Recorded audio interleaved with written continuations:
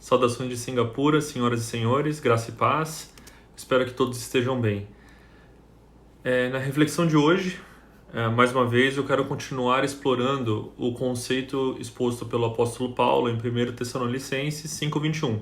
Examinai tudo e retende o bem, que nessa série de reflexões temos nos aprofundado sobre essa necessidade que nada mais é do que filtrar. Já discutimos o filtrar das nossas companhias e também o filtrar das nossas palavras. Hoje eu quero falar sobre o filtro do conteúdo, ok? Então, quando menciono conteúdo, me refiro ao que consumimos, usando o nosso tempo, os nossos recursos, e isso acaba preenchendo a nossa mente, os nossos pensamentos e também o nosso coração. Por exemplo, livros que você lê, programas de TV, vídeos da internet, redes sociais, cursos, estudos e por aí vai. Já falamos até um pouco sobre notícias e notícias falsas, né? Como conteúdo que a gente consome também impacta na nossa reflexão passada. Em tempos de corona, o que temos visto acontecer é um aumento gritante no consumo de entretenimento. As informações sobre o crescimento, por exemplo, de acessos a serviços de streaming como Netflix, ou no caso agora teve o recorde de acesso na última edição do Big Brother Brasil. Ou seja, veja bem, eu não tenho nada contra entretenimento, ok? O entretenimento em si. Estar numa rede social, ver um seriado, um filme faz parte do nosso dia a dia hoje. Mas há um problema quando o entretenimento toma o local de prioridade de qualquer pessoa. E aí, aos poucos, se torna uma espécie de vício. Esse sim é o problema. Vamos pensar juntos, como exemplo, né? Quanto tempo a gente passa na internet? Pensa assim, em redes sociais ou até no YouTube. Quanto tempo a gente passa vendo TV, seriados ou filmes? Quanto tempo nós somos capazes de ficar sem mexer nos nossos celulares, sem que algo tenha que nos distrair de alguma forma?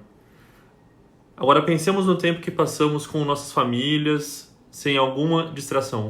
Você e a sua família sem um celular, sem televisão, sem algo desse tipo. Pensa também no tempo que a gente passa agora com Deus, em oração, meditando na palavra. Quando a gente para pensar nisso, isso acaba revelando onde está a nossa prioridade. O nosso coração, né?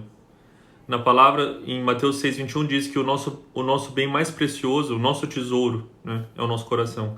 E sabendo que o coração é o tesouro, em Mateus 12:34 e 35, vemos que a boca fala do que o coração está cheio. Nós mencionamos isso na reflexão passada sobre filtrar palavras, né? Mas o verso 35, que revela o porquê o filtrar o conteúdo é essencial. Assim está escrito: o homem bom, do seu bom tesouro, do seu bom coração, tira coisas boas. E o homem mau, do seu mau tesouro, ou do seu mau coração, tira coisas más.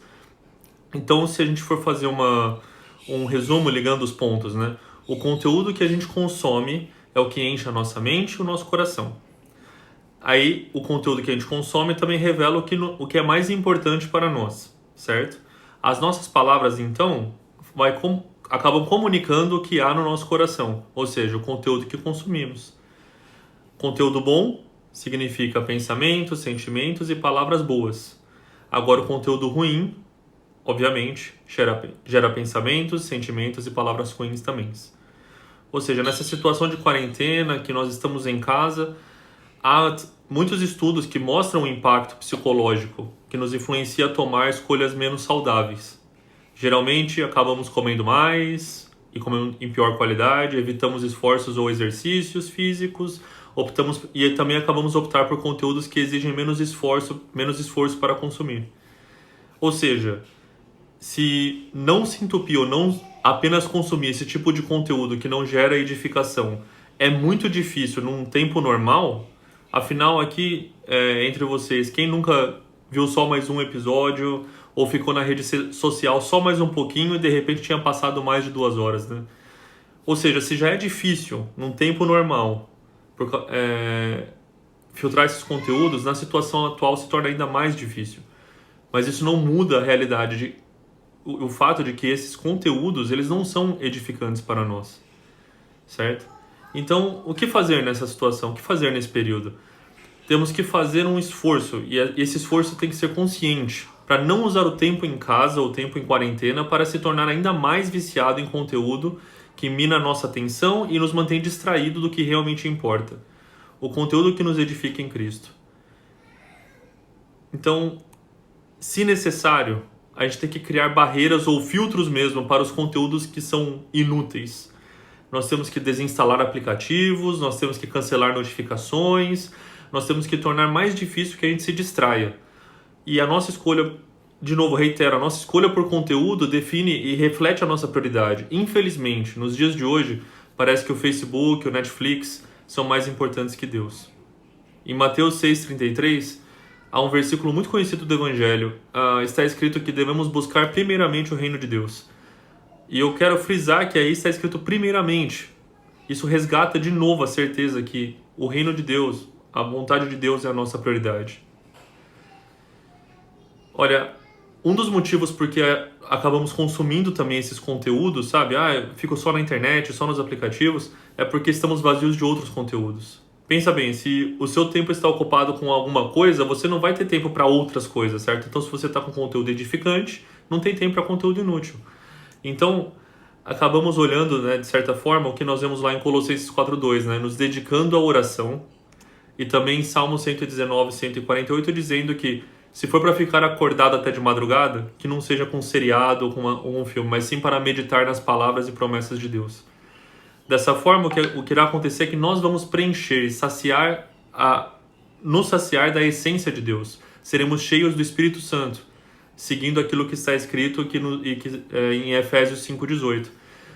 E como nós começamos a nos encher de Deus, e o que acontece é que esses vícios, né, de certa forma, no entretenimento, na rede social, nesses conteúdos, que acabam nos distraindo do que importam, porque nós estamos cheios de Deus, se torna muito mais fácil de realmente deixar para lá.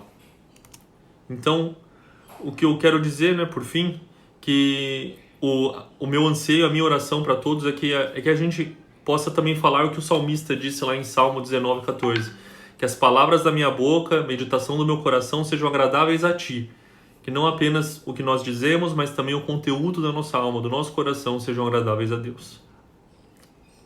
Amém? Então, se me permitirem, quero terminar a reflexão, né, como sempre, com uma oração. Ok? Pai, queremos te agradecer pela oportunidade de estarmos aqui de novo.